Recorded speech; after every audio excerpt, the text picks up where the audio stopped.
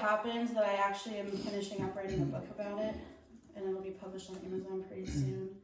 And yeah, so just to keep me organized.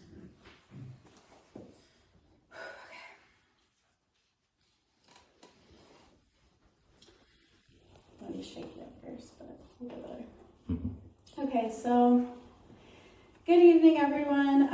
My name is Alexis, and I'm so grateful to be here with all of you tonight. I want to start by saying thank you to Ripple Ranch and to this community. It has, without a doubt, saved my life.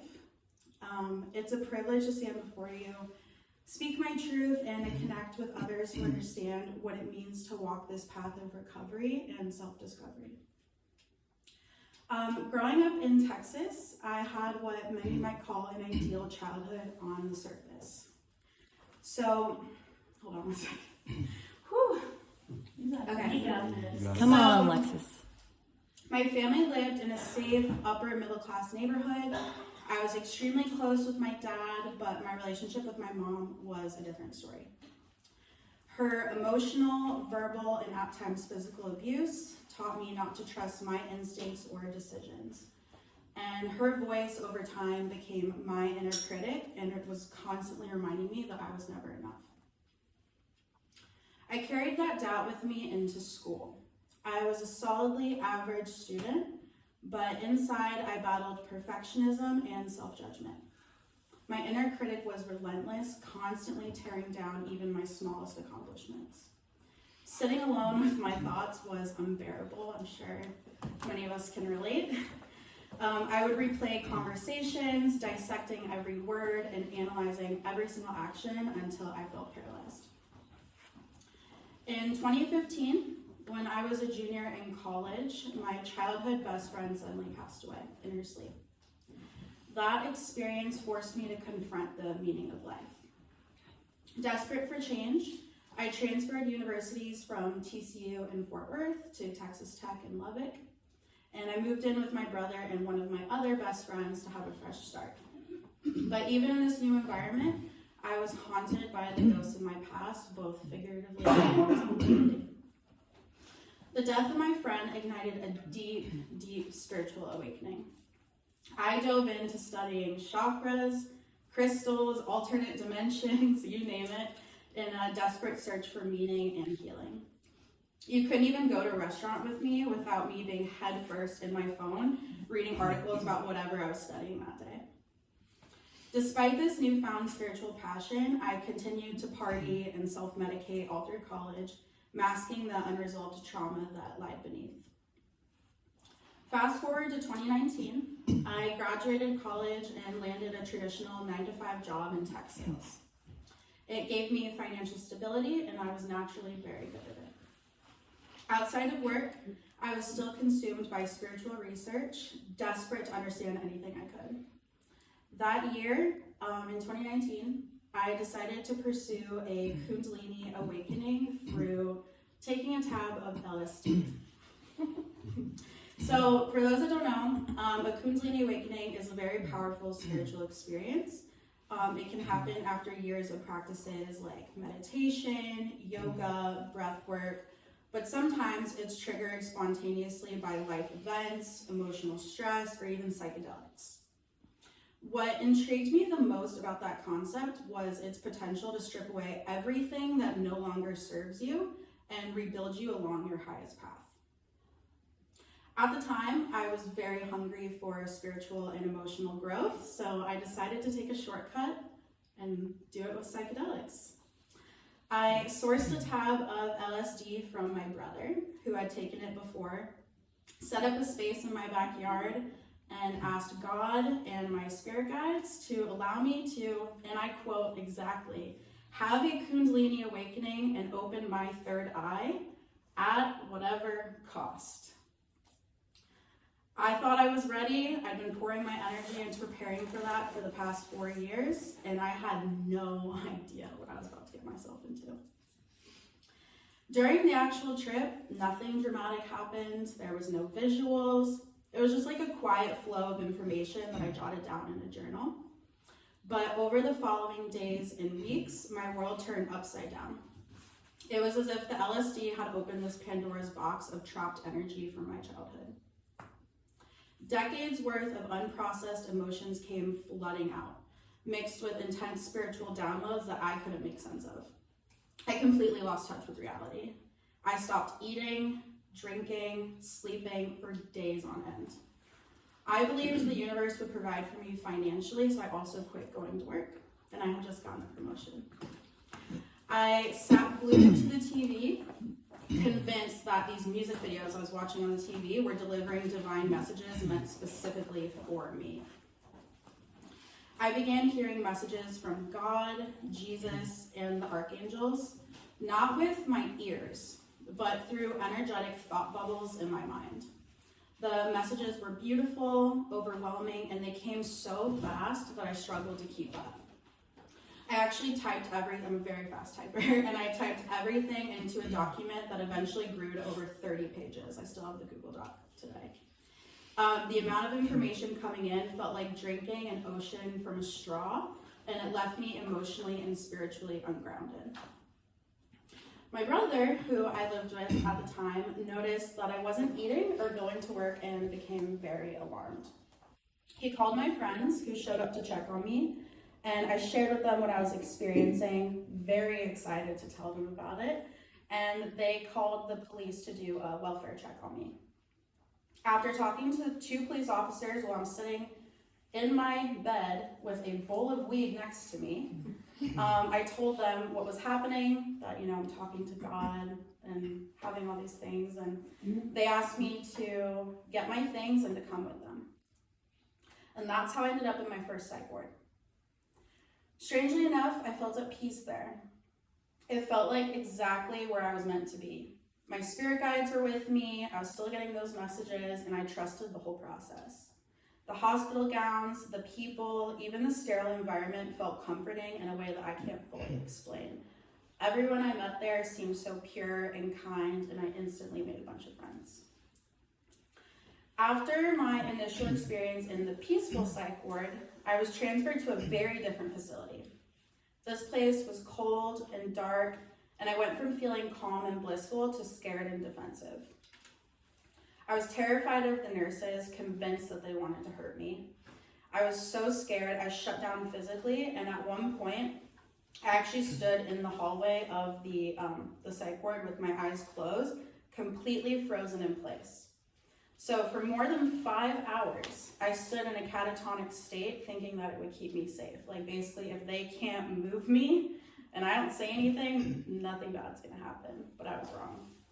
Eventually, a group of nurses tackled me to the ground, injected me with sedatives, and placed me in a straitjacket. They moved me to the high security section of the hospital with just a mattress on the floor behind a very heavy metal door. So, like prison. My family and friends came to visit, but I felt so shut down and terrified that I couldn't even look them in the eyes. In some psych wards, from my experience, there can be a chaotic and a dark energy there, and I withdrew as much as possible to protect myself. Eventually, I met with a psychiatrist there, and I hoped this would be my chance to explain what I was going through, to find someone who might finally understand. The room was very small. It just had a folding table as the only furniture, and the doctor sat across from me and asked me why I was in the hospital. I explained to him that I believed God had been speaking to me, not through sound or visions, but through feelings and messages in my third eye. The doctor didn't react. His pen scratched across his clipboard and he asked a few more questions. And less than 10 minutes later, he gave me a diagnosis, which was schizophrenia. When my family heard the diagnosis, they were devastated. The doctors told them I might never live independently again, and that I would likely need to live in a group home for the rest of my life. They were mourning the version of me that they thought they knew, and I was dealing with the realization that I didn't even know who I was to begin with. After my experience in the psych ward, the doctors recommended I be transferred to a 90-day rehab center in Florida. I saw that as a chance to start fresh, and for the first time in a while, I felt hopeful. The facility placed me in a 2-bedroom apartment by myself, right next to a graveyard. I didn't think I had an addiction problem at the time, even though marijuana was a daily part of my life. I wasn't ready to call myself an addict yet, but I was determined to make the most of the situation. That hope didn't last long. The first night, I experienced sleep paralysis for the first time. I woke up to the smell of decay. I could feel this heavy weight on my chest, and I had these terrifying visions of different creatures coming in and out of my room. One of them was like a rabid dog, and the other one was a man with his jaw blown off. I was frozen. I was unable to move or scream, and I could only keep my eyes shut until the sun rose and I could move again. When it finally did, I crawled out of the apartment on all fours and found a staff member sitting on my porch. She told me I wasn't the first to have an experience like that there.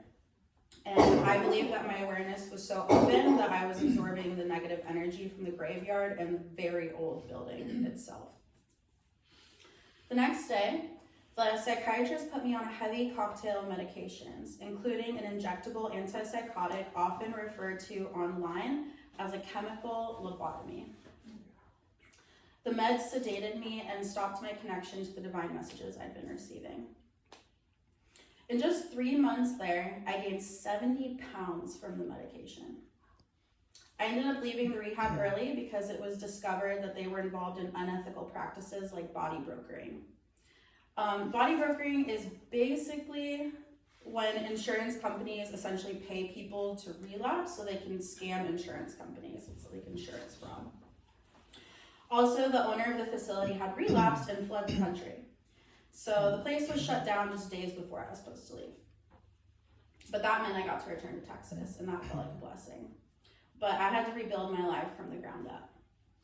I reached out to past employers, but I got no responses. Being 70 pounds heavier as well, I had to buy all new clothes with barely any money, and I was surviving on disability and food stamps. Most of my friends had distanced themselves as well after hearing I'd had a mental breakdown. I felt stuck, and smoking weed daily still was just an attempt to experience any kind of dopamine, especially with the antipsychotics that are designed to suppress your dopamine as much as possible. Then, by the grace of God, a tiny miracle broke through. A manager from my first sales job reached out. He had known my work ethic before everything fell apart. I explained a bit of what I'd been through, expecting judgment, but instead he listened and offered to vouch for me. He told me I still had what it took to succeed, and his belief in me was the lifeline I desperately needed. I started working for Indeed as an account executive. Walking into the office for the first time, I felt so confident. The rhythm of the work came back naturally. I hit the phones, closed deals, and started making more money than I ever had before. More than the paycheck, the job gave me a sense of purpose and reminded me that I was capable, valuable, and worthy of a fresh start. Eventually, I saved enough money to move into my own place for the first time. Every time I walked through the door in my apartment, I felt pride because I fought so hard to get there. I even managed to taper off the psych meds and my mind began to clear. But even with all those external wins, I still wasn't free. The trauma that I carried from the psych wards, rehab, and my unresolved childhood issues were haunting me. I smoked constantly and I drank during work hours to cope with the flashbacks. We were working from home because it was COVID, so I lived like that for over a year, convincing myself that this was as good as it was going to get. But then I realized something. I didn't want to just survive, I wanted to live. I wanted to heal and finally face the pain that I'd been running from. I felt a sense of impending doom at all times, and anytime someone would come up behind me, I would tense up. And that's when I knew I needed serious help. I was somewhat familiar with the world of rehab by this point, and I thought, what if I found a place that specifically focused on trauma? So I took control, spent days researching facilities, and made some calls. Once I was approved for paid FMLA leave from work, I found a beautiful 30-day rehab in California that specialized specifically in PTSD. The treatment center flew me out, but what made this experience different was that I was choosing it for myself. I wasn't being forced or dragged there. I was ready, open, and determined to heal. The energy in that facility was calm and welcoming, and the staff genuinely cared about my healing, not just managing symptoms. Slowly, the intuitive guidance I thought I'd lost began to return. Not in an overwhelming flood, but in a gentle, steady flow. I made a lot of progress on my trauma while I was there. And when the 30 days ended, my therapist encouraged me to continue with a 60-day IOP program in San Diego. With some time still left on my FMLA leave, I decided to fully commit to my recovery. The program was also located right next to the beach, and I felt like it was the right next step. Once I arrived, I threw myself back into spirituality full force, visiting the crystal shops, getting new oracle cards, and I could feel the connection with spirit growing stronger. But, as many of us know, recovery is never a straight path. One night, I found myself in a moment of spiritual intensity, and I was venting my frustrations out loud under a street lamp near the house I was staying at. It's like when you see someone on the side of the road talking to themselves in a very impassioned way. That was me in the middle of the night. Apparently, my late night monologue was a bit much for the neighbors. Someone must have decided that I needed professional intervention. I probably would have too. And soon enough, the rehab house manager showed up in a van to pick me up. When I saw that van, something in my gut screamed, "Don't get in." I was dehydrated, disoriented, and exhausted, but that inner voice was crystal clear. My refusal must have seemed strange to everyone else, but in that moment, it felt like a matter of survival. The details after that are a blur, but the next thing I knew, I was waking up in a hospital bed. Strangely, I felt safe. The sterile white walls, the beeping machines, the scratchy sheets, all of that grounded me. For the first time in what felt like forever, my mind was still. It wasn't chasing answers or messages, I was just there.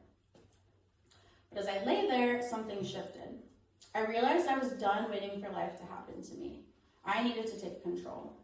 So, naturally, I yanked the IV out of my arm, wearing nothing but a hospital gown and socks, and I wrapped myself up in the hospital blanket like a cape, and I walked down the hallway and straight out of that hospital, no idea how no one saw me, ready to take charge of my life. I'll never forget that cold morning. It must have been around 6 a.m. I'm standing in the hospital parking lot. My hands are trembling, and I'm trying to open random parked car doors, desperate for a miracle. I wasn't sure where I wanted to go, only that I needed to escape.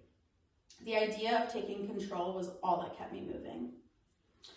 I hear a security guard's voice call out behind me, "Stop right there," and my heart was pounding, but I didn't stop. I kept walking away from him. I hear a loud pop, and I turn around to see a flash of light, maybe a taser, but nothing hit me. I didn't feel any pain or shock, just a strange sense of protection, like there was an unseen shield surrounding me. I kept going, trusting in something greater than myself to guide me.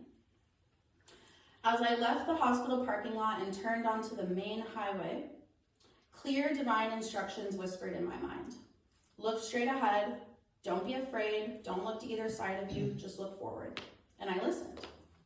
I wasn't afraid anymore. I felt brave, protected, and divinely guided. I walked along the main highway in La Jolla. Cars zooming dangerously close. One actually got close enough to graze my arm with its side mirror, and I felt untouchable. How I wasn't hit head on remains a mystery, but faith carried me forward step by step. After miles of walking, I came upon a beautiful apartment complex. Something about it just felt safe, like this is where I needed to stop. Standing at the bottom floor of this apartment building, I felt compelled to let go of everything from my old life. I took off all my clothes, all my jewelry, and stepped into the elevator. I rode to the 3rd floor because 3 symbolizes the Holy Trinity, and walked to the end of the hallway where I just stood there, waiting for something to happen. A door creaked open, and a man poked his head out. His eyes widened in surprise, just seeing me standing there like that, and he asked me if I was okay. He disappeared for a moment and returned with a black sweatshirt, laying it on the floor for me. But in my mind at the time, black symbolized darkness, and I was clinging to the purity of light, so I shook my head and refused it. He didn't argue or judge me. Instead, he called for help. Soon enough, a medical team came and lifted me onto a stretcher. The smell of the ambulance in any kind of hospital setting was all too familiar at that point. When we arrived at yet another hospital, I learned my dad was flying in from Florida to get me. Despite battling cancer himself, he was coming to help me, and I was very grateful. I was then taken to another 90-day rehab stay in Florida, where I was put back on my original medicine and found myself feeling more isolated than ever. At this point, I had now gained a total of 130 pounds since 2019 due to the cocktailed medication I was on. Every single glance in the mirror was a reminder of how far I felt from the person I used to be. Though the medication helped clear my mind in a way, it left me emotionally flat and unable to feel joy. Still, by the end of the program, I managed to secure another remote tech job. Between 2019 and 2021, my life had been nothing short of hell. Hospital stays, shattered relationships, financial ruin, and the loss of who I thought I was. But somehow, a flicker of fight remained within me. I clung to the hope that one day I could find stability and independence. That hope and faith in something greater was my guiding light. I returned to Texas, determined to face yet another uphill battle to get my life back. I didn't know how or where to start, but I was ready to do whatever it took to rebuild my life. For me, Texas represented another chance, maybe my last chance, and I was determined to seize it. I started attending 12-step meetings for marijuana addiction, but I wasn't sure the program would work for me.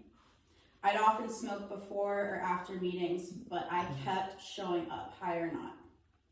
I found a sponsor who was patient and supportive, and while I wasn't perfect in the program, it did plant a seed that I hoped would grow. I'd started my new remote tech job, and my external world began to stabilize, but internally I was still struggling. My marijuana usage had intensified. It was the only coping mechanism I had left. The PTSD had eased somewhat by this point, but the weight of everything I'd been through lingered. Physically, I felt trapped in a body I barely recognized, 130 pounds heavier, exhausted, and now facing health issues like sleep apnea and fatty liver disease. Amid all the chaos, there was a faint but persistent inner voice that kept urging me forward, reminding me that I wasn't done yet. That voice led me to explore a potential solution, the vertical sleeve gastrectomy, VSG. The idea of surgery was daunting, but it felt like a lifeline to gain some sense of normalcy. That surgery wasn't about taking the easy way out. It was about trusting myself enough to take the tools and support that I needed to heal. With the help of my new job's health insurance, I went through with the procedure, and for the first time in years, my body started to feel like my own again. As the physical weight began to come off, so did some of the emotional and mental weight I'd carried for so long. On the surface, it was really looking like I was doing pretty okay.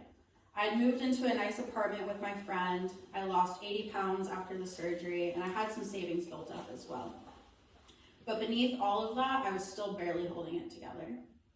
My weed addiction, which had started as a coping mechanism, was now an uncontrollable cycle.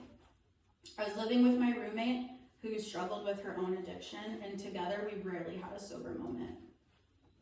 My room reflected my chaos. Candles were turned into ashtrays, or stale smoke hanging in the air, and I hadn't even bothered to decorate my room like I usually would. I wasn't taking care of myself, emotionally or physically.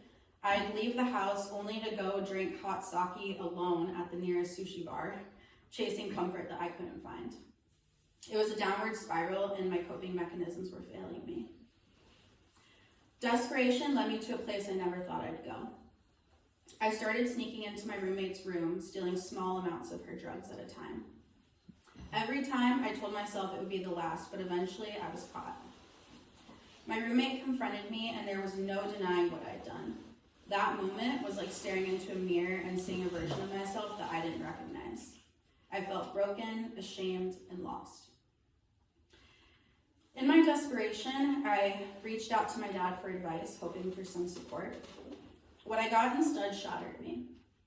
He offered to set up a trust fund for me on one condition, that I never contact him again. His words were cold and final. Shattered by that news, I called my mom, but her response cut even deeper. She told me that I sucked the air out of every room that I'm in and said that I lacked a fundamental goodness, and that everyone in our entire family agreed. That was the moment when everything inside me shattered. After years of struggling and rebuilding, I hit a point where I felt completely extinguished. I had no fight, no hope, nothing left. For the first time, I seriously planned to end my life. The pain had become unbearable and I just wanted it to stop. But something deep within me whispered to make one more call before following through with my plan. I reached out to my sponsor from Marijuana Anonymous, someone I'd been half-heartedly connecting with for months. When I told her my plan, her response was firm and caring. She told me that if I didn't check into rehab immediately, she'd call the authorities. The thought of another psych ward was terrifying, so I promised I'd look into rehabs instead. The next day, I began making calls. It felt like deja vu. Reaching out to places I'd been to before, explaining my story again and again. I had been to 8 different rehabs at this point. I had a friend who had previously gone to a rehab just an hour away from me in Texas. I'd never sought treatment here or specifically gone for substance use before. I didn't know if it would work, but my gut told me to try. It felt like my last hope. After ringing Randy's phone at Ripple Ranch nonstop for weeks, I finally secured a bed. Thank you, Randy, for putting up with me. Convincing my parents to support me wasn't easy after so many failed attempts at recovery. But this time I poured my heart out, pleading with them.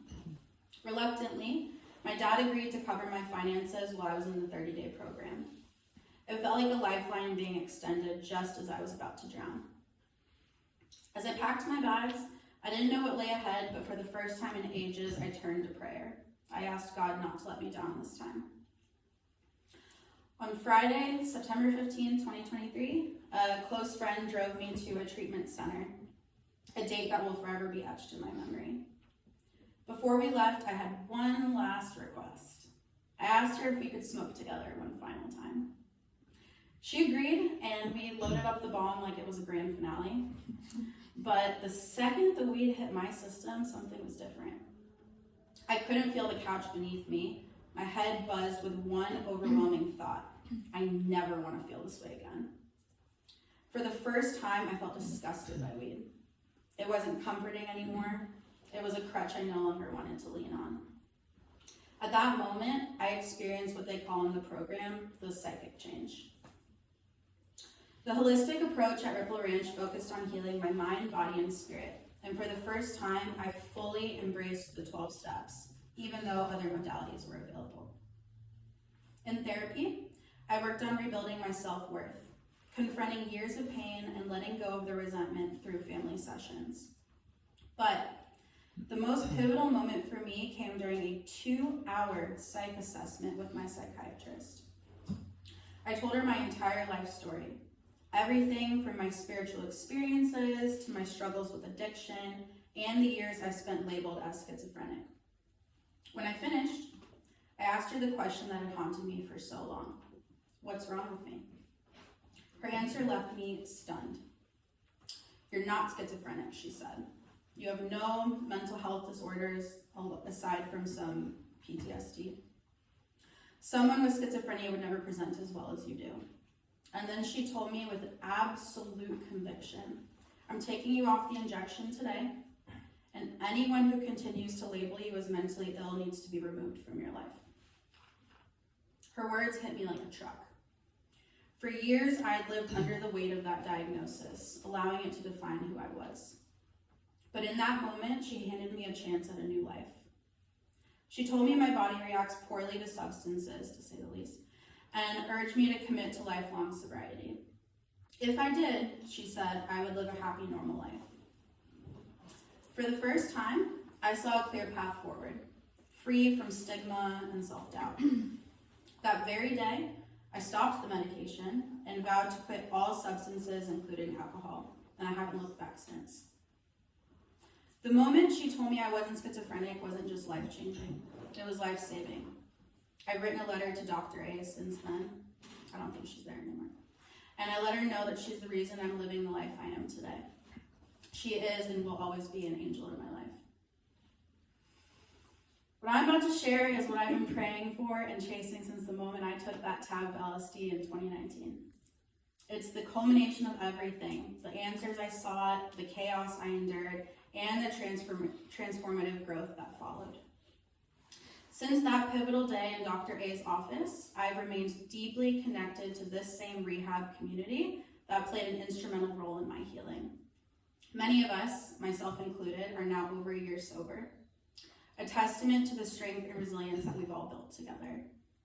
I've also completed all 12 steps of Marijuana Anonymous with the same sponsor who, at my lowest point, urged me to get into treatment just one last time. That single act of guidance changed my life. Now, I get to pay it forward. I sponsor others, sharing my story, my struggles, and the hard-earned hope that I carry with me. This past September, I celebrated a huge milestone, which was my 1-year sober anniversary. I was honored to be the nominated speaker at our meeting that same day, standing in front of the very people who had walked alongside me on that path. My sponsor was there, sitting in the audience, hearing my journey from the very beginning. One of my sponsees was actually chairing the meeting that day, which was a surreal moment as well. Today, I live in my dream apartment in Austin at my dream tech job. I'm free from financial insecurity, shame, and stigma. I've gained so many new and deep friendships that I've never been able to experience before. As for my spirituality, it's only deepened. The 12 steps are designed to help you develop a closer relationship with your higher power. And while I already had a strong connection with mine, it had definitely been strained and tested throughout the years. This journey hasn't just been about addiction recovery. It's about rediscovering faith and the limitless possibilities that come with true surrender. I aspire to eventually transition into running my own spiritual counseling practice, where I can share the wisdom and insights I've gained through this journey with those seeking hope and a deeper connection to their higher power. To take a step closer to this goal, I recently earned a certification in holistic and integrative wellness from Texas State, laying the foundation for the work I hope to do in the future. Not only have I made a full mental and physical recovery, but I've become spiritually grounded in a way I once only dreamed of. This newfound grounded alignment with my higher power feels like the truest version of myself, a testament to the power of faith, perseverance, and divine guidance. I've also poured my heart and soul into writing a book about this entire journey, and I'm excited to share that it'll be published on Amazon very soon. It's called Divinely Guided, Heavenly Sent, a title that carries immense meaning for me. The idea for this book, as well as its name, came to me during my time in the rehab center in California back in 2021. At one of my lowest points when I was searching for clarity and direction, my spirit guides planted the seed for that project in my mind. It was as if they were giving me a roadmap, a way to turn my story into something meaningful that could help others. For a long time, the idea of writing this book felt too big, too daunting. I needed to be in the right headspace to feel stable, grounded, and ready to revisit the most challenging parts of my life. It wasn't until a few months ago that I finally felt I was in a good, steady place to bring it all together. Once I started, the words flowed effortlessly, as if they'd been waiting inside me, ready to be released. Writing this book has been deeply therapeutic, a way to process everything I've been through and transform it into something purposeful. The book is more than just a recounting of events. It's a story about falling apart, rebuilding, and discovering who I truly am. My hope is that it will resonate with others who are struggling, offering them a sense of hope and a reminder that even in the darkest times, there is a path forward. I do still communicate with God and my spirit guides, but now in a way that feels healthy, balanced, and rooted in reality. I've learned to set clear boundaries in my spiritual practice, ensuring that these connections serve my growth and align with my values. It's a relationship built on discernment and mutual respect, allowing me to embrace the spiritual aspects of my life without losing touch with the practical, grounded realities of the world. I've learned to prioritize myself in ways that don't just protect my well-being, but also empower me to give back to others. It's a delicate balance and one that I've worked very hard to achieve. Putting myself first doesn't mean ignoring the needs of others.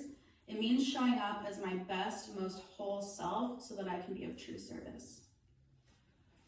In my spare time, I find peace and connection at a spiritual meditation lounge in Austin, where I live, called Casa de Luz, which means House of Light. This space has become a sanctuary for me, a place where I can gather with like-minded people who share my passion for spirituality and community. It's not just a venue for meditation. It's a place of connection, love, and shared growth.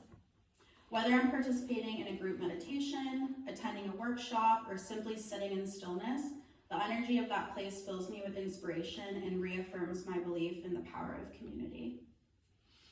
When I'm not at Casa de Luz, I enjoy being at home, a space that I've lovingly created to reflect the life I've worked so hard to build. I work full-time from my dream apartment with my sweet cat Munchie curled up beside me. Her purring is a soothing reminder of the peace and stability that I've found. My home is my happy place, filled with everything I love and cherish.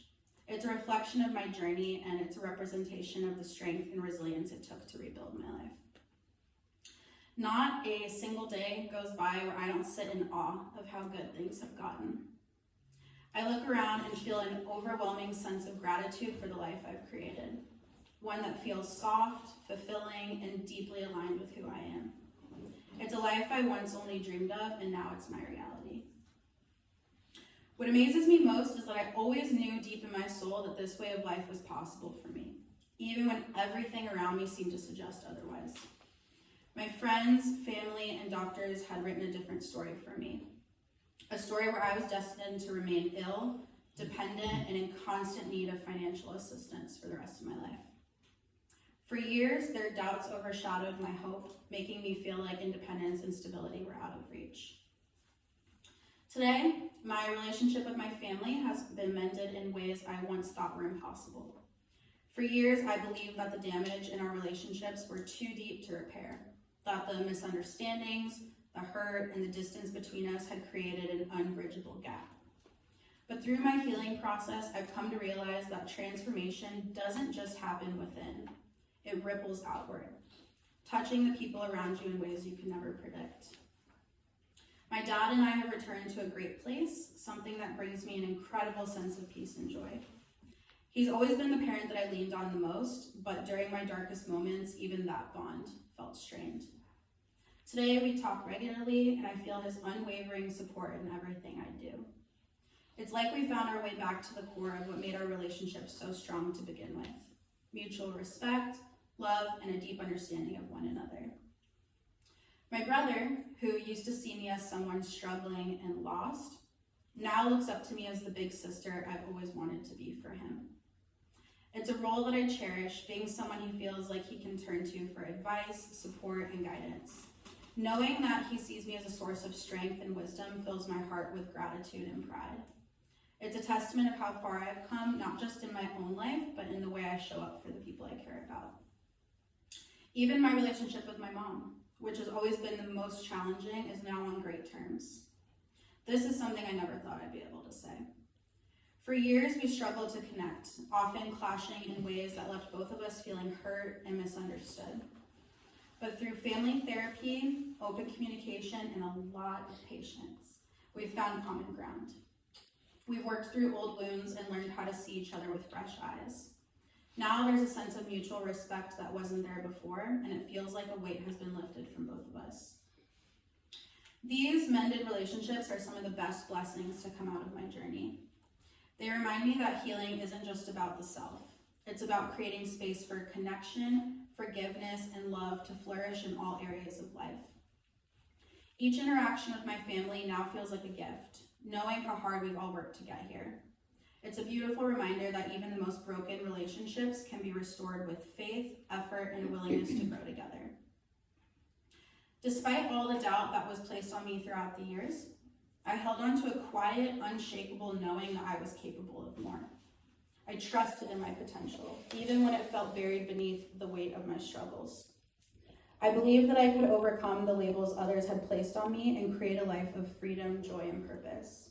And today, as I look around at the life I've built, I'm proud to say that belief was right.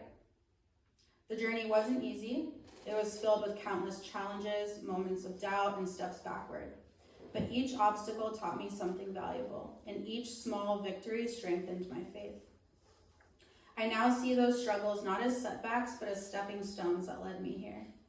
And while the world around me didn't always believe in me, I'm grateful that I never stopped believing in myself. This experience has surpassed anything I could have ever imagined. While I haven't needed medical interventions like a psych ward since 2021, it's only now, with the clarity that comes from being sober and free from that dreaded injection and any kind of substance, that I've been able to fully process and integrate what really happened to me. I learned that using a substance like LSD without professional guidance to access something so inherently sacred was risky and not something I would ever recommend. Trauma work is essential on a spiritual journey, and attempting to grow spiritually without healing your inner wounds can lead to immense ungroundedness and ultimately more trauma.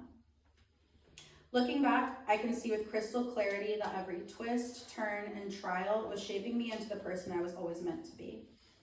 The struggles, the heartbreak, the moments of feeling lost, they weren't obstacles so much as stepping stones, guiding me to uncover my real core identity. God's hand was in all of it, even when I couldn't see it at the time. Each challenge was part of a bigger picture, one that led me to a deeper connection with myself and with the world around me. Today I feel well-rounded, centered, and grounded in ways I never thought were possible. There's a profound sense of peace in knowing that I'm connected to my true identity. For that, I am deeply and endlessly grateful. I now know that I'm exactly where I'm meant to be, and every step of the journey, no matter how painful, was necessary to bring me here. The last thing I'd like to close with is a prayer that's played in my mind since I began to recover, given to me through the same guidance I'd been receiving all along. Thank you, God, for everything I have, everything I don't have, and everything I will have. Those simple words have become a cornerstone of my life, grounding me in gratitude and trust.